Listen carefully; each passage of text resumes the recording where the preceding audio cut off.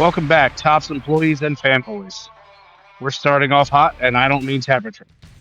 I'm thinking zesty, spicy. George Springer's head is good. Yeah. According to the Gate 14 podcast, George was cleared to return to baseball.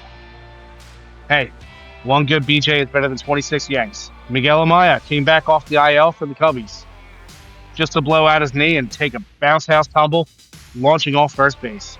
It was brutal. C.B. Buckner, just a plain old pile of hot garbage. Stink. 7 missed calls in the first inning of the Dodgers-Angels game. You still have a job. All right. Speaking of hot garbage, Shohei Ohtani is in hot water again, this time for a real estate lawsuit where he's an investor and an endorser. We'll definitely get into that. Jeff Hoffman, the other BJs, just kidding, the BJ closer, is the first pitcher since 1901 to surrender 5+ walks in less than an inning and still get credited with a win. Correa is an Astro. Through and through, that man is an Astro. 16 for 44 with 2 homers, 7 RBIs since returning to years. All that and more on this episode of Drunks in the Pond. Be sure to like, follow, subscribe, follow more of Damon's drama, well warranted, and please, as always, stay drunk. Cheers, fellas. Drunks in the Pond, episode 61. The boys are back, and for the listeners, I hope you all have had a very good week. It has been entertaining nonetheless, and going to be honest, with the return of my European football team back for another season, baseball's kind of taking a backseat for me. Shout out Southampton. Hopefully get ourselves back in the Premier League and watch some good old-fashioned top of the league football. Soccer. But we're here to talk baseball, and that's exactly what we're going to do. And just a quick comment on Miguel Amaya. If you guys haven't seen the video clip, I'll be honest, it's nasty. Usually when you see someone step on first base, you don't expect them to completely blow out their knee and ragdoll 5 feet in the air. So watching him do that, and especially I think coming off a 60-day IL, like for another injury. Yeah.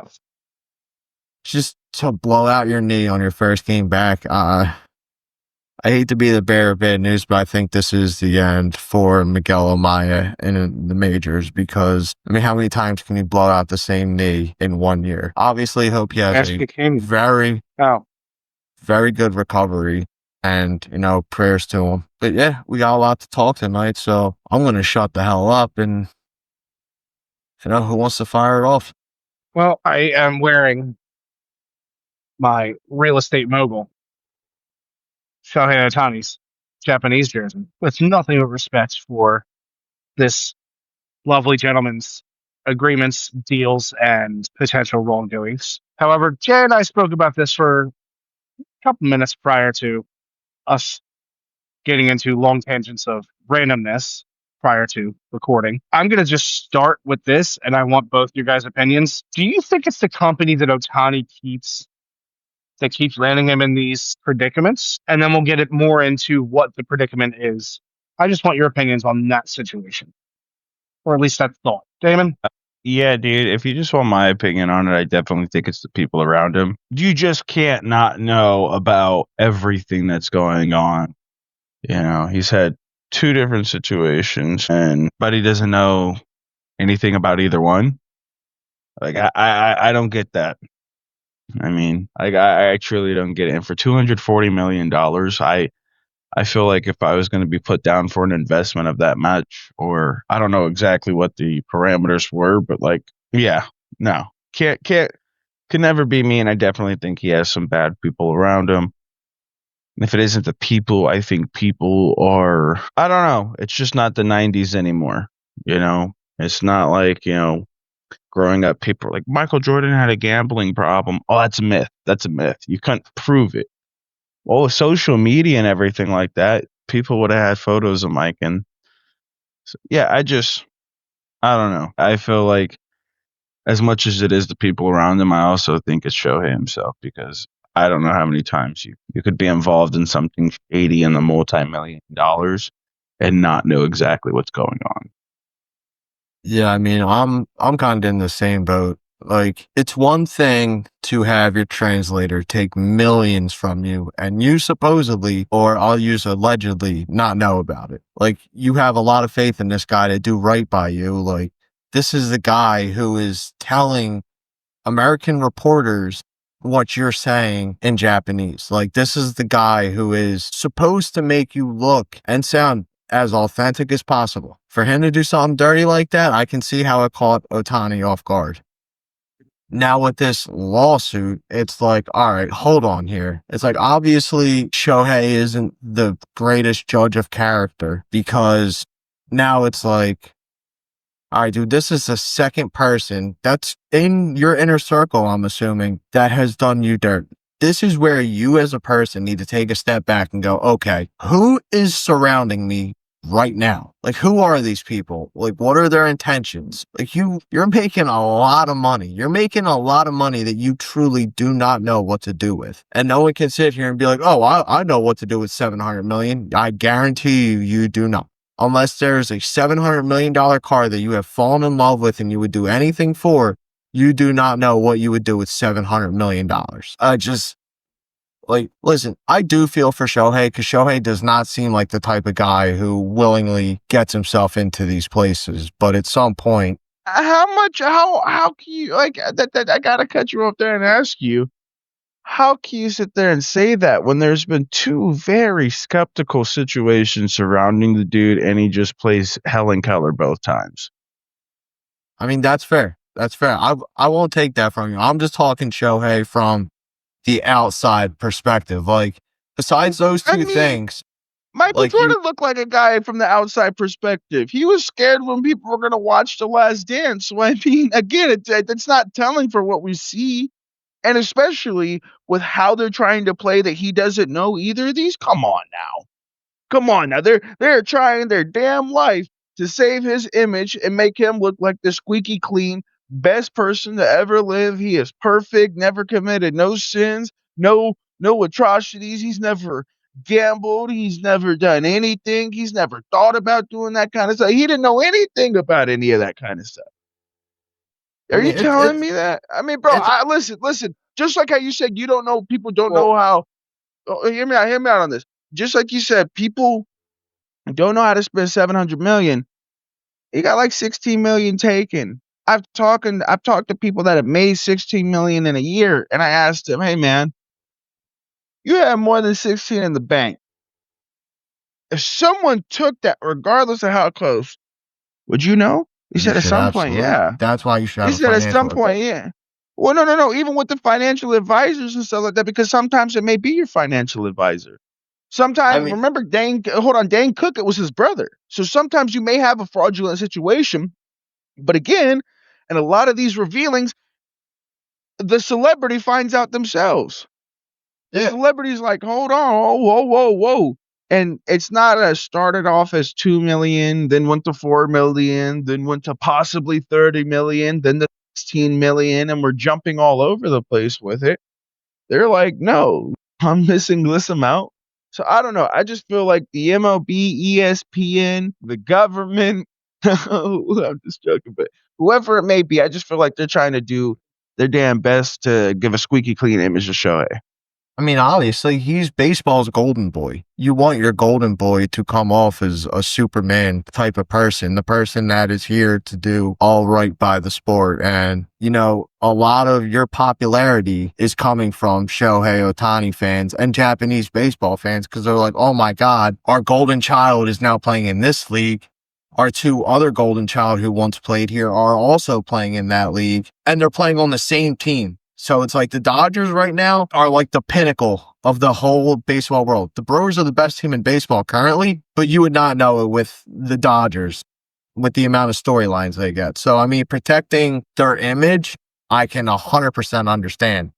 Like, obviously, behind closed doors, baseball's probably like, what the hell? Like, this is twice now that we have to go out and defend this dude. And I don't think they're I'm what not the hell. I think they're surprised that happy to baseball's do it. protecting their money. I think they're happy to do it more so than anything, because I look at it as a, like you said, protecting their money, but You know, do you think they're gonna sit there and be mad with Shohei about it? Or remember, they sent Ipe to jail. They probably gonna be like, "All right, man, we're gonna get you a new agent. We'll take care of it. All right, we'll take care of the lawsuit. We'll take care of that." You know, so that's where I tell you, it's BS at the So end of the day. I'm kind of right in the middle of both of those opinions. Like, I do think Shohei is potentially one of the nicer people in baseball, and I feel like he gets taken advantage of because of how polite and respectful he is. The How can you biggest be that issue is rich I and get taken do advantage of? feel that he is surrounding himself because you're naive. You're How naive. can you be It's naive in that easy. Shohei Ohtani? You are No, naive no, no. and you don't. You can't know that you're the best player in the world. People are gonna attack you. You just had your buddy take $16 million, and now, like, your best friend, that's like Jay taking 16 million from you, and then you're still nice and naive to where I can put you I into a mean, $240 million lawsuit. Get the fuck out of here! Like, get out of here I with think that. I'd want to know why Jay needed the money first. Listen, and I love how you're trying to play the devil's advocate. So hopefully one day when Shohei retires, he'll pop on the podcast. But let me tell you right now, I don't think he speaks English. I'm also not done talking. I have a lot more to say about it. So there's a lot of things that were. I actually read quite a few different articles about this, and I read the legal jargon and everything like that.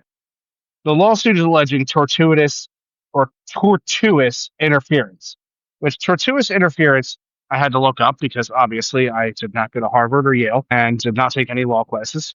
But it's a legal claim involving a party's intentional and wrongful disruption of a contract, causing harm to another party.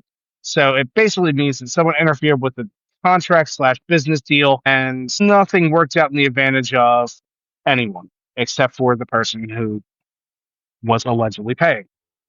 So what did happen, allegedly, from the person who is suing, or I should say the group that is suing, is that Otani's group, which is led by his actual agent, which surprised me. Bayo, I think his name was. Nez Balello. Yeah, Never something heard like of him. that. Yeah. So allegedly, within the week plus ish before the actual payment was to be made to the, I believe, architect slash construction company, they fired. So they got X amount of distance between final day of basically litigation slash talking to production. And it just went south and they got fired via the agent group and all that stuff. But then there was also unjust enrichment, which is a legal doctrine where a person unfairly benefits at the expense of another. So what that's saying is it's a concept rooted in fairness and equity, aiming to prevent one party from profiting unfairly to another's loss.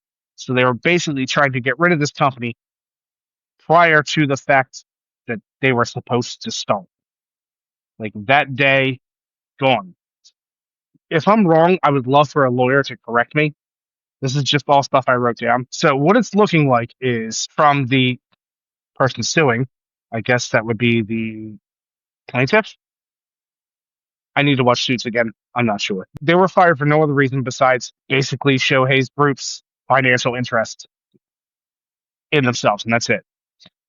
But apparently, Shohei was supposed to be the golden boy of this project where they were going to put a legit, like, mini baseball fields, a hitting and pitching facility within the project area. It was supposed to be a big financial investment for the Japanese market to come to Hawaii and have a bunch of Japanese people spend money and buy property or condo rent or whatever they're planning on doing within, I guess, timeshares. I don't know. Do they do timeshares in Hawaii or is that just a Florida thing?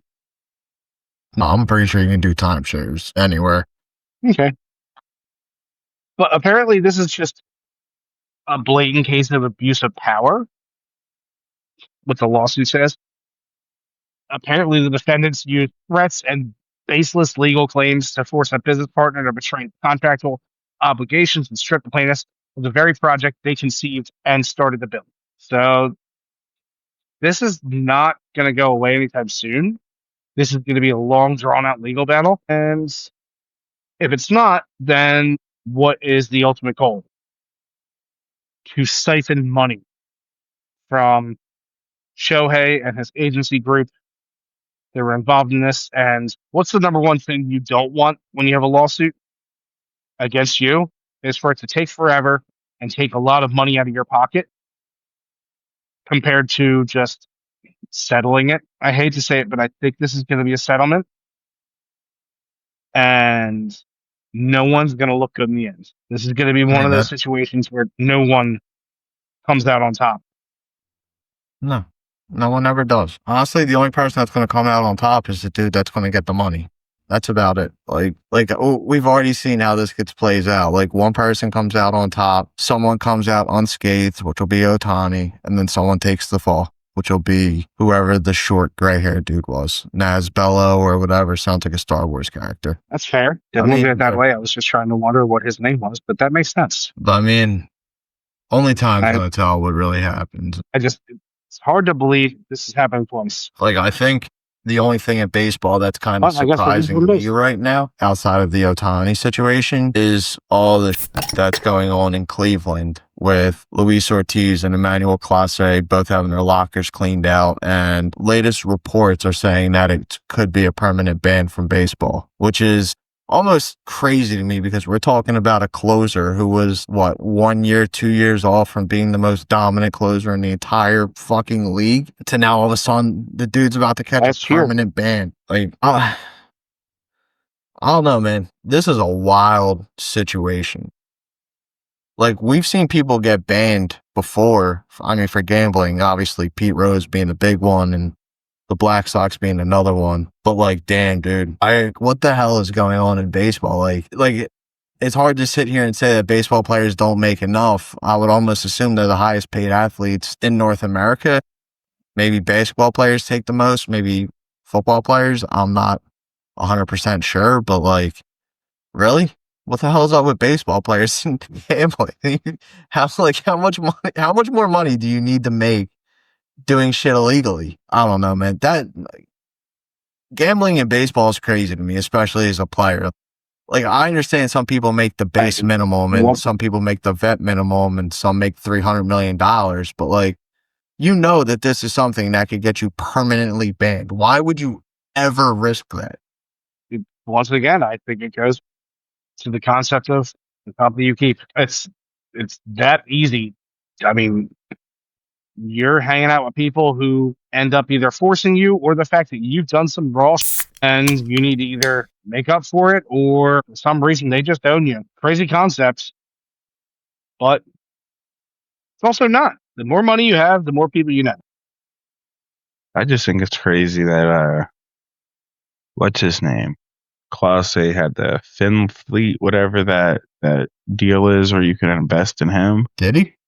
The Finn athlete, whatever. Well, yeah, you got like 300,000 like given to him. Yeah. So I think, it's just like, this is. That's a weird thing. It's a weird concept. Like, I don't really understand it. Where the hell are we at with sports? Damon, what's the name of it? Finn Fleet? Finn athlete or something like that. I don't know. Just look up Clase brand deal. I don't understand how players get caught up in this. Like, it's like, hey, we'll do this for you if you do this for us. Like, if you think it's something that's going to risk your entire career, why would you even go? How do you even go and think about that? Like, that should be an automatic, no way, I'm not risking my life over this stupid ass deal. Like, I understand a lot of baseball players are naive and a lot of them probably don't go and get financial advisors, so they don't know what are we talking about? I'm just a lot of these guys with their agents, that's what their agents do nowadays. This isn't the fucking 1980s where the agent's just going to sit there and be like, I got you signed and that's it. No, these guys are like personal concierge now, where if they need a financial advisor, they need a jeweler, they need somebody in this city, they need a car guy in this city, they need a realtor in that city. The agent's going to have all that for them. So, like, I appreciate that sentiment, but no, a lot of these guys have financial advisors. These guys are just making choices, and some people choose to make poor choices, and that's all it is. I mean, it's just more noticeable now because we're all on the internet. It's not just like, the internet back 20 years ago, 30 years ago, where you had the money to get on there, you could, or you're going to an internet lounge. I don't know if internet cafes still exist. Like, that's kind of crazy. You could just go to the library now if you don't have Not in America. something like that. But exactly. But you know what I mean? I mean, Yeah. I just feel like we could try to put it off on being naive, but at the end of the day, I think it's poor choice by the athlete. There's no ifs, ands, or buts about it. And the more that you sit here and try to, like, I don't know. I have a different experience with it just because I have my dad, my uncle, and my cousin. So, like, you hear some of the choices they make, and you're like, you're not naive. You're just an idiot. That's fair. So, real quick, it's Finley, and investors in Emmanuel Class A's preferred stock can only receive dividends to the extent of our company can legally pay dividends under Delaware law. So they're based out of Delaware. For instance, even if there is revenue from this player agreement, but the rest of the company does poorly, we may be legally restricted from paying any distributions. We could be required to use assets attributed to one series of preferred stock to pay liabilities attributed to another series of preferred. We can amend or terminate the Class A agreement without the vote of the holders of Emmanuel Class A's preferred stock. So that basically what I'm interpreting is you give them money, good luck. This is a weird concept. It says Finley has a vested interest in not screwing their shareholders over. But if the company struggles, this whole thing could blow up. This sort of deal makes sense for minor leaguers. It basically becomes a way for them to get money in the short term when they may have little to none, especially for international signees that come from poorer countries. It was Echedri Vargas was the first player to sign up for the Finley deal. He's from the DR and signed to the Rangers for $10K, and he got traded to Miami. He probably has very little money and scraping by in the minors.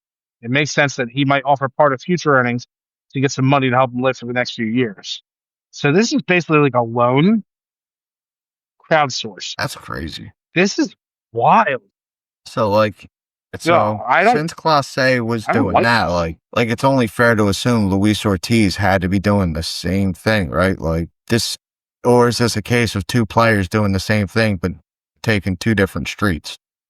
Unknowingly at the same time? Yeah. I don't know if Luis Ortiz was together in this situation whatsoever, but it's ironic that they were on the same team, I suppose. Yeah, like, I would just think it's crazy because if this was like, like if they both took the same road, you would think that they would have got grabbed at the same time. But I mean, Class A pitched for what, like an extra 2 weeks and then got pulled aside with Ortiz? Like, either it was 2 weeks or less then. Right around that. So I remember Ortiz getting pulled off, and it was kind of like, oh, this is interesting. Like, no one obviously knew this was happening. And then a week and a half later, Class A is 3% of his future earnings. Sorry, Jay. Yeah, now Class A was offering 3% of his future earnings at a maximum offering amount of $3.6 million at $12 per share. So this is what the article says. We're going to assume it gets fully funded for simplicity.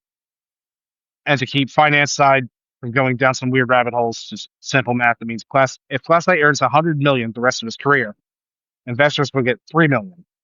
And this ends up not paying off with a break-even point around $120 million. 3% of that is 3.6. Finley gets 8.5% of that offering, or $255,000 plus $7,000 for the activation fee, and $600 per month in subscription fees. And it says, I assume until he retires, parentheses. So Class A gets 3.6 million minus Finley's cut. This is wildly weird. It's all leading to a permanent ban. Like, that's all it's going to end up as now. Like, even with all the shit on the side, like, if you're still taking money to do something that changes the outcome of a game, like, it's a permanent ban. immediately, which I believe is 100% fair. You cannot change the game or the outcome of it and expect that there are no repercussions or severe repercussions at that. So for those two, like permanent ban, Yeah. no one's going to blame me. The one that concerns me the most is what happened to Tucapita Marcano, I believe his name was. I probably said that first name wrong. I'm sorry. But like, he tore his ACL and then he's sitting on the bench nursing this injury, betting on games. And MLB even came out and said, like, listen, he had no way of knowing the outcome of the game. He wasn't talking to any team in order to throw it. Like, the dude did not know what was going to happen. He's betting on his team to win. Me personally, I don't see a problem with that. If you do not have information to change, if you have the same amount of information as a viewer, some of those look more in depth than the pitching matchups and shit. If you're going based off that, I do not believe that a permanent ban that he got is justified. MLB is making millions. Probably I throw the B out there off gambling ads and people going on these gambling sites and betting on games. Like, really? Like, you're bringing in all this money based on gambling, and then when a player does it without knowing the outcome of the game, really? Like, that's a permanent ban? I don't know, man. I think somewhere along the lines of gambling, baseball's kind of blurred the line, and like, is all gambling just no matter what a permanent ban now? Are we really just going straight to the executioner at this point? Because if that's the way it's going to be, then okay. But I still believe it is 100% wrong for baseball to make all this money off of it and then turn around and tell players, well, you can't do it, but we're going to make money off of it. Like, come on, man. Stop that. Give me a break. I don't know. Maybe that's just me. But yeah, the fact that each gambling scandal and all the information that we learn about it via ESPN or MLB themselves is brought to you by DraftKings or MGM or any one of them. It's like, come on, man. Like, how is it that we learn about all this and then watch a commercial for each one of these companies immediately after? Listen, Damon, he grew up in a different era of baseball. He watched it very, very closely. Dan, I'm sure your dad could tell horror stories about what players did with their money. Absolute disheveling thoughts that players did with their money. And this is back when the deals weren't anywhere near as what they are now. So this is people doing a lot of crazy things, purchasing stupid things, and it's just nowadays players make more. I understand things cost more now. However, this is just wild stuff. Bro, I'm not saying you're starting to frustrate me, man, but I'm getting yeah, this is getting on my last nerve, dude. Getting on my last nerve, 6 beers. Stop it, dude. Relax. The bottom corner that says I have another one reconnecting. Yeah, I'm in right now. All right. Yeah. Well, do you have 2 windows open? No. Yeah, it says it's put me in a 4 panel. Obviously me, you, and Damon, and then there's just there we go. there it goes. No, it's 3. You're good. Okay. What was the last thing you guys heard legibly from me? How they spend Shit. their money, and I was just not in my head with it, you know.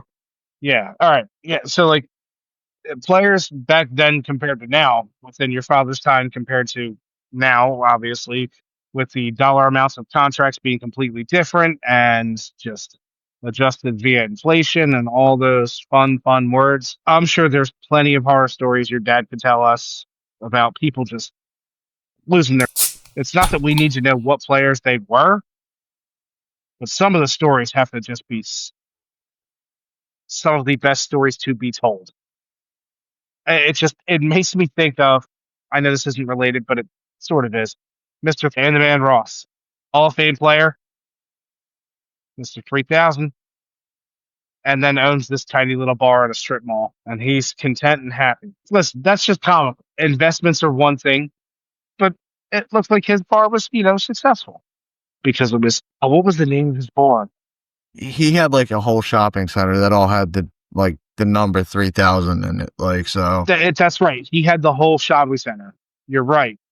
So it was like investment. Like, yeah, he literally had like 3,000 bowling, 3,000 like restaurant. It honestly wouldn't surprise me if the bar was just called 3,000. Like, I can't tell you the last time I saw that movie, but I can tell you that the name T-Rex Panabaker for the stud on that team is still one of the most god-awful movie names of all time. The movie was legendarily bad. Yo, don't talk too crazy about that movie, okay? I had to Listen. rewatch it to see how shitty it was. I loved it, but I hated it so much. That's what I'm saying, dude. Like, I watched it and I was like, this is horrid. I don't think I'll ever watch this again, but I'll watch it again at some point. Yeah, it's definitely And the fact it's definitely one of those movies. And the fact that Cheddar Bob from 8 Mile was the catcher. We're not worried about that, bro. Okay, he That didn't was shoot funny. himself this time, so we're good. Maybe. Like, they were like, we're making a baseball movie. We need a manager. Who should we call? Someone on a couch somewhere was like, you know who'd make a great manager for this movie? Paul Sorvino. The mob boss. I don't know, man. There's certain actors that I can't see in some roles. Like, I see Paul Sorvino in Italian Godfather-esque movies, and then all of a sudden he's the manager for the Milwaukee Brewers. I'm like, what? I'm like, hold on here. This can't be this movie makes me uncomfortable because I don't see Bernie Mac as a baseball player. I don't see Paul Sorvino as a manager. You know what I see Bernie Mac as? I see Bernie Mac as a mall security manager, where he ends up getting killed by Billy Bob Thornton and the midget. I'm sorry, the little person. Yeah. Little person. Like, anytime I think Bernie Mac movies, like, I think of Ocean's 11, Ocean's 12, and I don't think he was in 13 because I think they made it after he passed away. But, like, I think of Bernie Mac as Frank in the Ocean series. I think him picking up his clothes off that dirt pile out front of Miss Parker's house in Friday and leaving that house. I think a jangle egg. Yeah. Yes. I love Life. Life is such a great underrated movie, man. Very underrated. Like, and when the warden's holding up the baby to everybody, I can't help but laugh, man. That scene kills me. I'll be the Pappy. Just such a dude. That's another movie that had just a ton of big name actors in it, and dude, everyone played their part very well. And I love the fact that it ended at Yankee Stadium with them as free. Like, that ending made me so happy. I was like, you know what, man, good for them. Good for them. But yeah, if you out there listening haven't seen the movie Life, you are missing out on an absolute gem of a movie. Like, that's a goated movie in the old Lesage household. Shout out to Life. Shout out to Biscuit running. Shout out to Ray Gibson for getting the pie. No, that was Claude. That was Claude that ate the pie. Shout out to Cookie. Shout out to Heavy D because he was the first reason that I watched that movie. Really? Yeah. So I saw on whatchamacallit, I saw on Wikipedia that Heavy D was in Life. And I was like, nah, no freaking way. Like, I gotta go watch this now.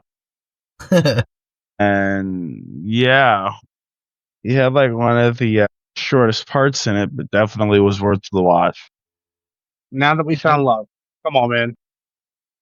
Now that we found love, what are we gonna do with that?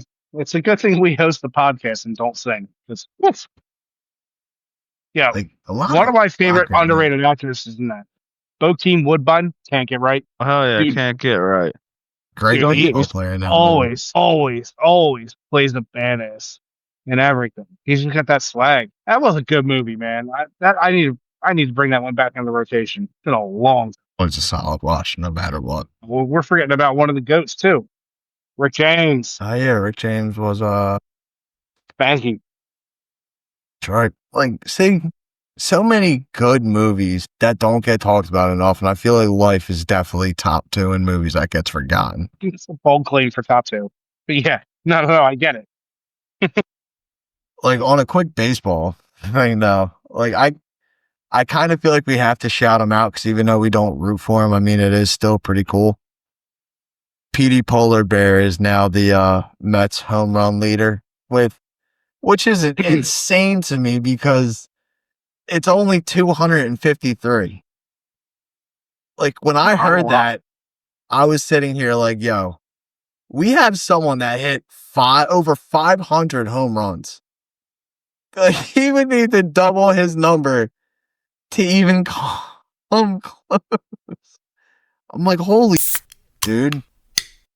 Like some teams have gotten very lucky with who we've had for like home run leaders. Like obviously the Braves have Hank Aaron, which will probably never be touched.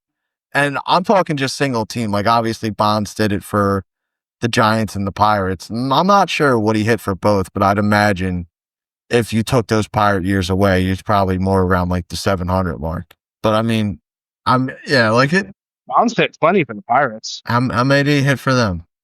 Like, are we talking like the multi-hundreds or? I don't think I've ever really looked up Bonds' stat as a Pirate. Actually, 176. Okay, so if you took, Jesus Christ, you took the 176 away, he's only in like the 500 for the Giants, which is still a great-ass number. Don't get me wrong. Shout out 586. 586 with the Giants, but like the Mets are celebrating someone who's hit 253. I guess, man, you got to celebrate when it happens. So good for them. And, you know, every next home run is just one more to the record. So good for him. That's all I got to say on that. And there's some teams out there that, I mean, Manny Machado is the leader for the Padres for the 100. Yeah, he did that this year. Yeah, which is crazy. I mean, he should just end there because that's a great number. I say we bring dodgeball back into the schools and allow little leaguers to barrel in with each other at home plate. We're raising a bunch of sissies. That's insane. Honestly, listen, dodgeball 100% should be back in school. Dodgeball is a great sport. Dodgeball is the pinnacle of only the strong survive. Because if you are not strong, if you are not fast, you're not going to have a great time playing dodgeball because you know what? Everyone always guns for the slow kid.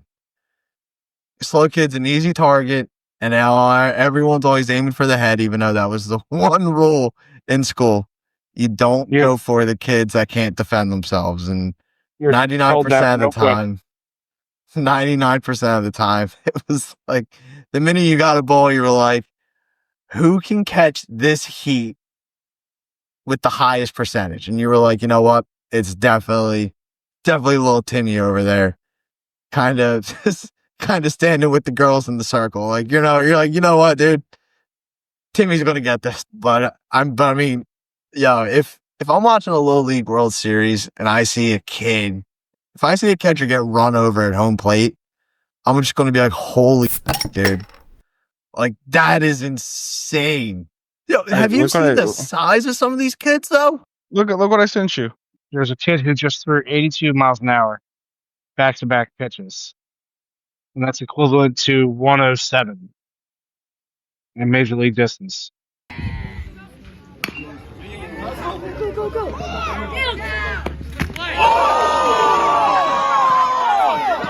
Holy sorry. Give me one second. Let me look at this. Dude, that's not even right, bro. That he wasn't even walking. Bro, the kid was still in the running pads. You got to get out the way. Don't do that. Don't stand in the way. He shoved him out of sight. Oh my god. Like, I thought we were talking like home plate collisions like we used to have when the catcher just got run over. That catcher didn't get run over. That catcher got thrown out of the camera's view. Holy crap. That might be more vicious than Posey. Like, I'm going to forward this. Awful. My god, dude. It's the most insane thing I've seen. Dude, that is rough. Correct me if I'm wrong. That's not legal. No. I know it's not legal. That was just That was an assault. Nah, dude, freaking, I think that was fair. Kid was in the way. Because listen, I had a situation like that when I was 12. Okay, I'm running home. The catcher is standing on home plate, just like that catcher was right there, completely out of the way, just no idea what's going on, oblivious that I'm running home. I scream out, and the kid jumps out of the way. I touch home, no problem. The ump comes over and said, "Why did you tell him to move?" I said, "Because I would have run him over." So I either run him over and the kid's hurt, or I yell at him to move and he's off home plate. The play wasn't even at home. I don't think he was expecting a 12-year-old to sit there and have that kind of conversation with them. But, when Big Meech is your father, Big Meech makes sure you know what you're doing. Thank you, Dad. Because sat that mother freaker down. He just asked me if I couldn't yell, if I didn't need to yell at people. Can you please not yell? And I was like, I'll try. But you got to tell somebody, either get smoked like the kid did in the video, or have someone yell at you to move, or just get. I honestly think, bro, you get hit like that, you're going to learn to get out of the way. You're going to learn not to block the running path. And if you are, be anticipating something like that. I mean, like You learn to get out the way, or how to eat through a feeding tube. Yeah, dude, and I understand where you guys are coming from with the Buster Posey. It's more vicious than that. Yeah, it is way more vicious. But I mean, even in the MLB nowadays, you don't see many instances where the catcher's in the way like that. It's heads up. There's not many instances. There's more awareness. They're not needing to hit the catcher as much, because the catcher isn't sitting there trying to protect home plate as they used to. They used to literally just sit on home plate. You just come run through me. Pause. Pause. Super pause. Time out. Real quick. I do need to say something on that. Because me and my brother, we used to play a game growing up called Barrel In, and the basis of the game, we'd start in the foyer of our house, and I would throw a baseball like a one hopper to my brother and make it like we'd have a couch cushion behind my brother, he'd have the glove, and he's a catcher. And basically, we'd run into each other as many times to see who could drop the ball. Basically, whoever dropped the ball. So if I went 10 times without dropping the ball, that's the record. It's 10 times. And dude, we used to just fly into each other. I'm talking we invited one of our buddies over, and he goes home a little banged up. And his mom asked to see what we were doing. She comes over and she sees us literally, bro, from the foyer to the living room. And we're talking backside of our living room near the guest room. We are just first of all, we're throwing it's a real life baseball, dude. So it's this isn't no soccer or anything. No, we're getting ready to go to town. Chuck that in there and just start sprinting. And yeah, dude, that was the barbaric we did as kids. So we knew if you were going to stand there, be expecting somebody to just hurl themselves into you. And then you see old Charlie Hustle videos. My gosh, dude, we were literally launching ourselves. And you're telling me we can't do that now? That needs to be back in baseball. I'm telling you, there's a reason I am the way I am, and that's because we grew up doing like that. Yeah, listen. So it's funny you bring up that kind of story, because I too have one of those. But we didn't do it with a baseball. We played it with a football. And it was me, and he's not really a cousin. So we're only related through an aunt, but he's on the other side. I don't talk to him. But we used to just have this mini football, and we used to play in this little ass basement. Don't get me wrong. It was a big basement, but the area we had to play was very little. And we would throw the football up in the air, and it was literally going back and forth. It'd be one person catching it. You gotta get past them. You gotta get to the corner of the little area. You got a touchdown. Bro, we were setting each other up for failure, bro. We were throwing each other hospital balls at one point. We were putting that bitch in the air, and then full speed. The minute your hands touched that ball, dog, you were getting rocked. We were just Brian Dawkins. My God, dude, that game got physical the one year, because I remember I put that ball in the air. I started going, He looked down, ball tipped out of his hand, and boom, just caught him with a shoulder right in the abdomen, put him into the back of the couch, and all of a sudden people are yelling, "No, you're playing too rough. Oh my God, is he okay?" I was like, damn, dog, like, you just got Ray Lewis. Like, I would prime Sean Taylor on him, buried him. And I could just see your uncle sitting so there that was going, the end of that game. nice, good hit. Dude, like, that was hands down the dumbest game we ever played, though, because you would be going up to Thanksgiving dinner, abdomen's hurting, only eating a couple pieces of turkey and potatoes because you can't handle anything else. Good old days. I'll be honest with you. We circumvented fights with a lot of the kids in the neighborhood by just having them play barrel in with us. Yeah, well, you got a kid you didn't like, you lined yourself up against them, and my gosh, I would make sure that like I would put a shoulder in somebody's face. Like if I could make your nose bleed, I was happy. And Owen was like, "Yo, chill, dude," because like he was always super cool about it. I would do like WWE, like I'm front flipping into the catcher, like, and I wasn't All your small, body dude. weight just slamming onto him. Bro, we're talking upper half of your body as well. Like I'm not trying. I'm going for like I'm sectional. I'm taking out a section of your body at a time, and I'm taking out that upper half. And we didn't stand when we did it. The catcher would be like in a kneeling position. So like you just sat there and took it. Yeah, that was the best No, part. see, that's insane. Like, you're fully folding someone back. Like, Yes, dude, that's the whole point. Like there was like, bro, because but you have to understand, we'd be outside playing football with one of the neighbors. They do something, you want to fight them. Be like, all right, bro, we're going to play barrel in. And people like, what? What is that? And you had like two friends that know what it is, and like, oh, welcome to the Thunderdome. And yeah, dude, you nothing have a better. couple.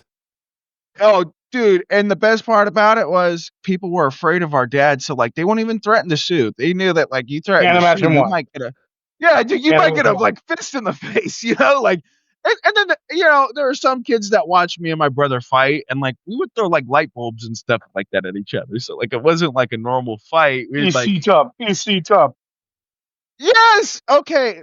We watched way too much wrestling as kids, but like when we have these conversations with people, we're like, listen, we watched a lot of TNA. Sting was our favorite wrestler for a while. So like we didn't know that like when he swung the bat, like he wasn't like we would just tee off on each other. And like we knew to go like 40%, but like we weren't even thinking to choreograph anything. Like it was like, yeah, dude. I mean, I told you I broke my brother's ankle the day he got out of a cast, right? Like I got him in an ankle lock, bro. Like I was Kurt Angle. And I was like, tap out. And dude, you know how Kurt Angle readjusted? Well, I went to readjust it and there was a pop. So, listen, me and my brother, we definitely earned our stripes. I broke my finger punching him. That was amazing. And my mom didn't take me to the doctor for that one. I just had a finger that was stuck like that for a little bit, That's what I tell you. Rite of passage is not in today's society. I mean, let me tell this quick story from when we were kids. Which, by the way, Sting in TNA, God, it makes me feel so old because all I'm envisioning is Sting coming down from the rafters in WCW. So, a little bit different hierarchy there for Sting, but not the physical type game that you guys played. I mean, we did that too, but better story. Not better, but different. We used to play step ball all the time. Step ball was one of basically our pastimes. You throw the tennis ball at the step, make it bounce off. Make sure you get the angle right. Make sure you hit the corner of the step. This way it flies out. Good old days. Curve ball, same thing. So, a couple houses down, two old ladies from the neighborhood were sitting there talking. My buddy threw the tennis ball, and it just slipped out of his hands. Nailed one of the old ladies right in the side of the head while they were sitting there talking. Oh, listen, it wasn't like a fastball or anything like that, because the object step ball was to lob it this way, it would actually hit the step and fly out and actually get arc. So he lobbed it and right in the side of the dome piece, little temple shot. She was funny. I mean, the little Betty White looking lady. So yeah, I mean, concerned. Us dumbasses, the first thing we did was we all looked at each other, went crap, and ran. It was out front of our house. We don't know why we ran. None of us understand it. So we ran to my buddy's house, which was right around the corner. You know, suburb area, quick, right to the corner. So we're at our buddy's house. We're sitting there like, oh man, what do we do? When do we go back? A couple hours rolled by. We just sat there and played video games instead. Some little, THPS2, some Tony Hawk's Pro Skater 2. Decided to come home, back to my house. We get there. My dad's waiting. My dad was not necessarily a forgiving guy when it came to stupid things. He goes, "What the hell's your guys' problem? Why would you run? She knows where you live. You were playing on our steps. What the hell's your guys' problem?" We all looked at each other and went, "We don't know." My dad goes, "You guys are stupid. You know that, right? You need to go apologize. Let her know you feel bad. It was a mistake. You're just not athletic and you're dumb." And I was like, "Whoa, we're athletic." Didn't correct him about the dumb part. So my buddy goes, "Does she want like a free? Does she want like a free shot on me? She can throw it back at me. It's fine." I goes, "What the hell's your problem? Why would you think that's what she wants?" So we go to apologize. And they're talking to her for a few minutes. "Listen, we're sorry. We were dumb. We shouldn't have ran." My buddy goes, "Do you want to throw the ball at me now?" She goes, "I have a rock that I'd rather throw." He goes, "And if you can hit me, that made me happy." Get to relive that moment right now. Yes, moment to relive. It was stupid. It was so dumb.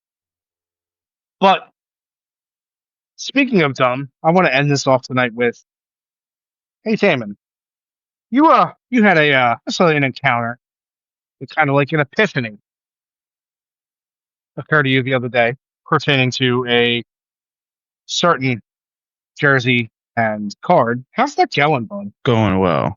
It is going well. I'll be honest with you. I will be honest with you. I think we are seeing fraud within certain aspects of the memorabilia hobby. I think there are certain things and certain questions that are being answered. You know, you may have to look at your cards a little differently. Me, myself, I just wanted to ask the question because, to my knowledge, the jersey that's in that card is not the jersey that, my dad wore at all. So, is that even event worn, or is that just a team issue jersey that they took and made the card with? And since people know no better, they're okay to have it. Now, mind you, that's a $3 card. It's low end. But if we're looking high end cards, how many of those fall in the same shoe? That's where, I ask people to just do your due diligence. When it comes to people's autographs, instead of searching for it on a card, you could get it in person. If you got to go to an autograph signing or something like that, do it, man. I know autograph agents. I know guys that work with some of your favorite athletes. I got an Instagram. Feel free to reach out there. But yeah, I did. It's easier to do it that way so you can verify for yourself, because I know for a fact that I've seen players have other people signed for them, and those be what goes on cards. But that's where I say, there's a lot of things behind the scenes that have always been off and have been off for years, where you have to ask yourself, really worth it? Is it really worth it to buy this baseball card? Maybe if you're opening it with your kid, but outside of that, dude, some of these dudes are 30, 40, 50 years old, and they're like, well, I put my whole life savings into this, and that's why you can't buy a house, bud. Damn, Mom's dog. basement was awfully dark. Really got me thinking about my collection that I've gotten myself here over the years. Like, staring at my autographed baseballs, being like, damn, bro, like, these motherfuckers are fake. I feel some type of way.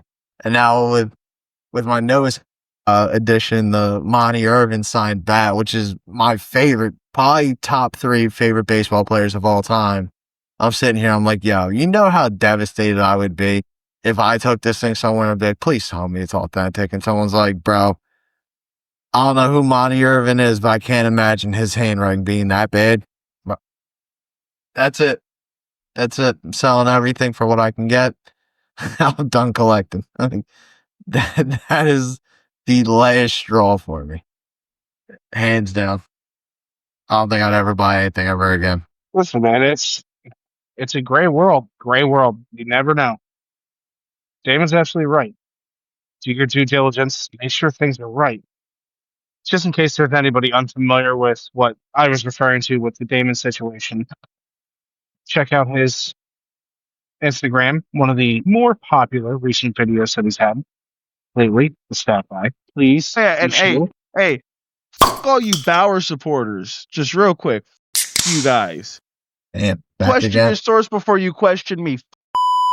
It's crazy. Man just came after Trevor Bauer again. Yeah. Right. Trevor Bauer Listen, still sucks in wherever he's pitching. Yeah, like, dude, no matter what, he's going to catch strays. But these aren't strays from Damon. These are just absolute snipes. Nothing stray about that. Like, he's just been pitching like dog shit. Oof. This dude, like, I really Isn't he in don't like think the anyone, single A? like, just looking at his stats right now. I mean, right now he's got an ERA of 4.2, which he's 4-9. Like, good God, bro. My man is ass. The fact that 4-9. Trevor Bauer still has defenders who are like, you can come here and pitch next week and throw a complete game. No, you can't. Like, it's never been more over for Trevor Bauer than it is right now. And I hope he sees this. Like, it has never been more over for Trevor Bauer than it is right now. It's over. His career is finished. My man is not coming back to the majors.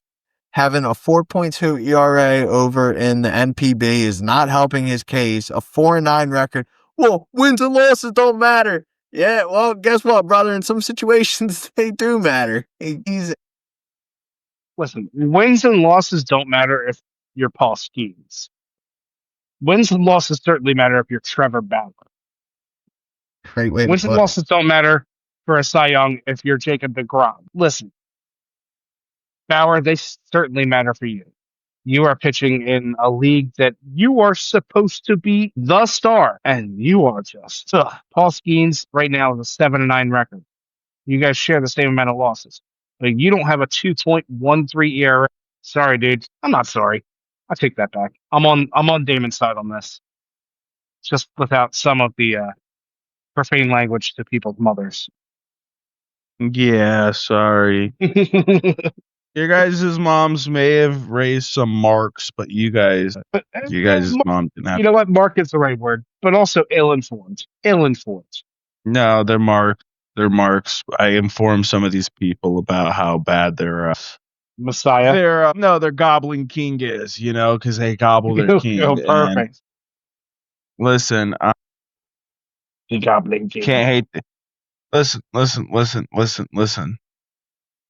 It's easy to hate anybody, but it's hard to respect that. You know what I'm saying?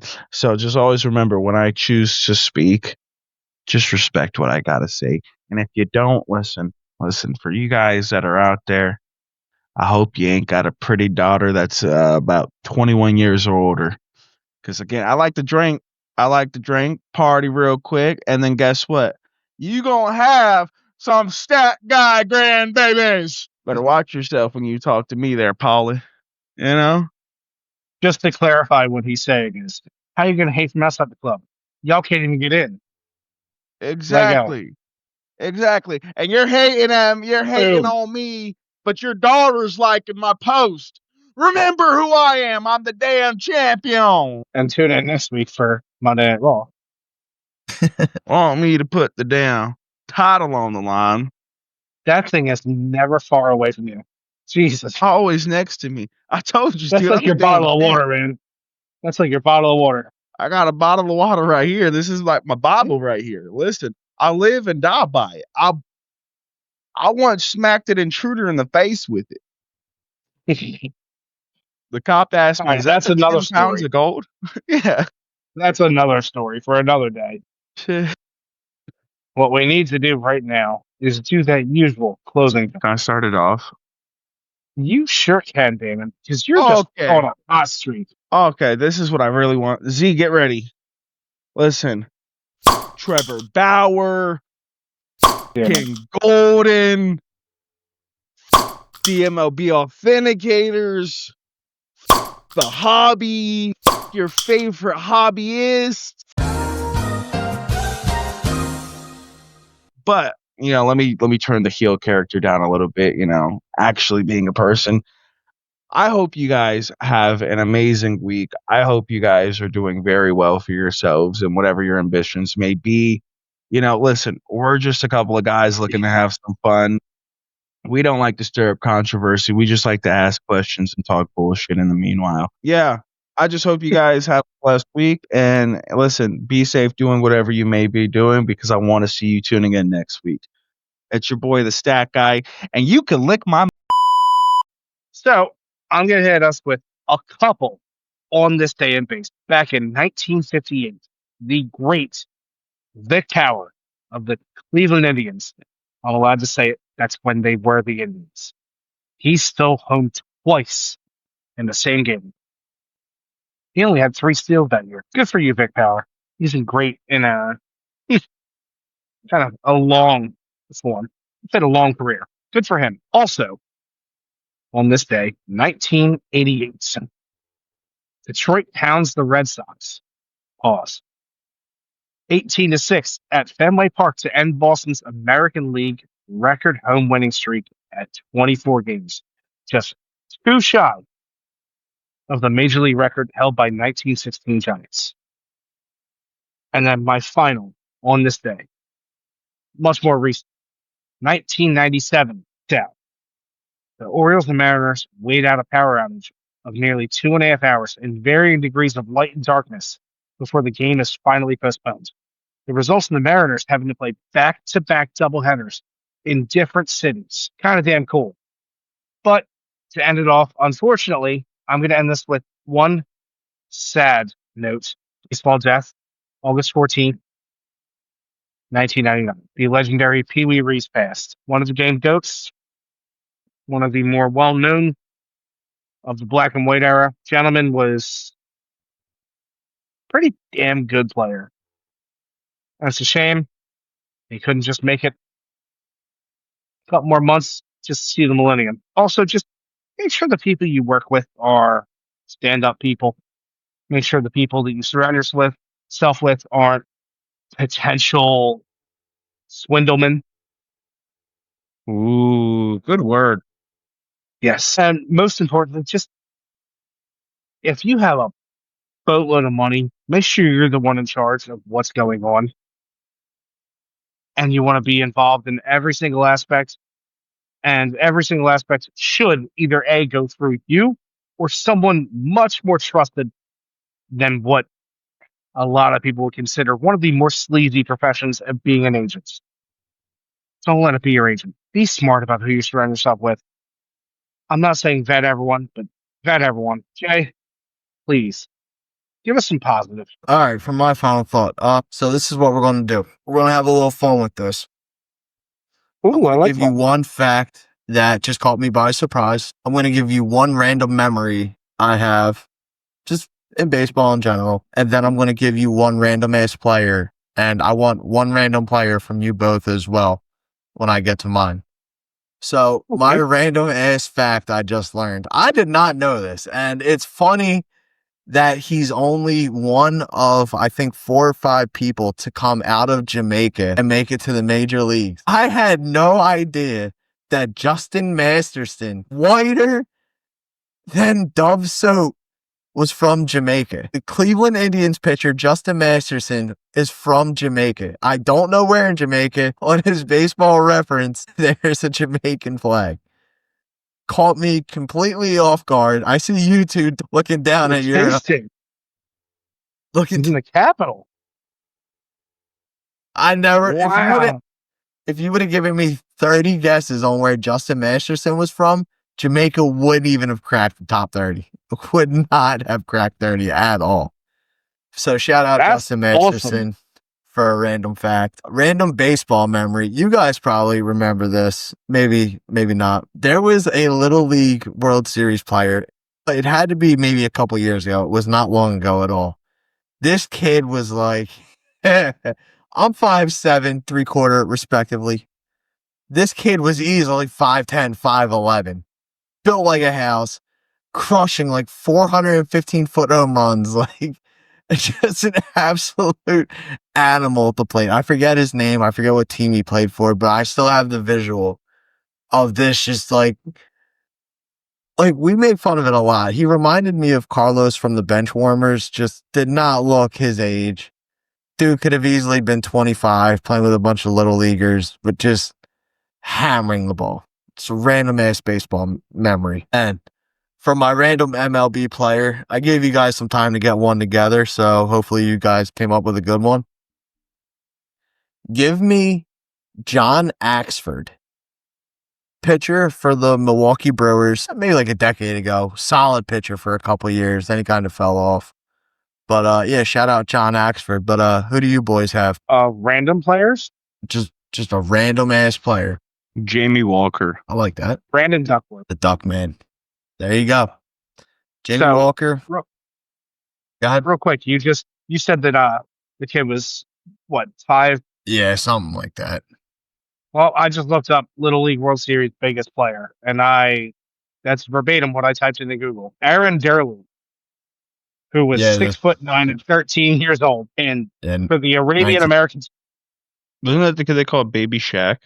I mean, why not? I wish I could wore remember a size 19. Like that's just absolutely mental. Like that. In 2006, he was 6'8" and 256 pounds, and by 2008, he grew to 6'10" and 265 pounds. How is I get the kids in the age group, but come on, bro. If you're this little like 4'11" kid, and it's like, I'm so happy to be here, and then you see this 6'9" giant on the other side, you're mentally just going, why? Go practice layups, go grab some rebounds, go clean some glass. What are we doing here, big man? You're in the wrong goddamn sport. You get every single parent on the opposing team going,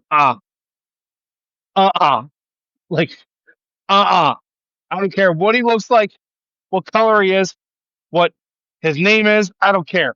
6'9", he is not in the Little League World Series. That is not going to happen.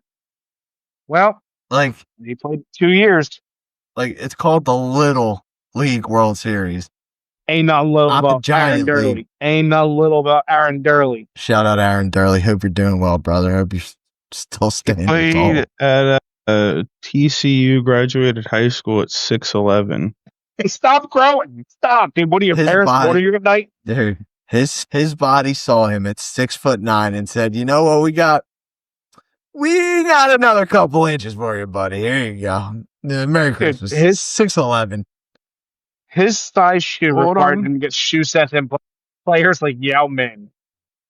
Hold on. He is a Honda salesperson in Katy, Texas. Shout out to Aaron Durley himself. Guy is out here, 6'11", selling Honda Civics. You gotta respect it. You know, some even get people in don't know. Some Can't people even don't get know in when to quit baseball, and some people turn to selling Honda Civics. Good for him. Dude, if I showed up on that lot and I was like, yo, show me how it drives. But I can't get in that car. Well, how'd you get here? 6 steps from my house. I live 4 miles away.